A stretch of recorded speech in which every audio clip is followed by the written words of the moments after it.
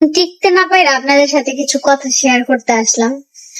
আসলে আমরা তো মেয়ে না, আমরা যদি কিছু করতে যাই বা কোনো উদ্যোগ নিতে যাই, তখন তার সেই ক্ষেত্রে সবচাইতে বড় বাধা হয় একটা মেয়ে। কারণ একটা মেয়ের শত্রু একটা মেয়েই হয়। সব জায়গায় আমি দেখে আসছি, এখন নিজে আমি উপলব্ধি করতেছি, নিজে এখন বুঝতেছি কেন এই কথাগুলো শেয়ার করতেছি আপনাদের সাথে।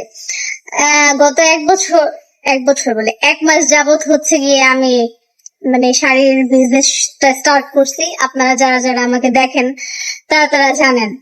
তো কি হয়, এখানে হচ্ছে এই 1 মাসে আমার আহামরি অনেক বেশি সেল হয় নাই, প্রায় 5টা 6টা সেল হয়েছে। তো এর মধ্যে কিছু কিছু আপুরা বলতেছে, আই হায় এই শাড়ি তো 200 টাকা করেও না।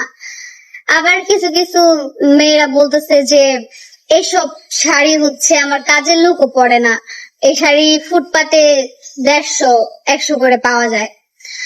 আবার আজকে একটা কমেন্টে দেখলাম যে হচ্ছে আমি সবগুলো কমেন্ট এখানে আপনাদের সাথে অ্যাড করে দিব, আপনারা দেখতে পারবেন।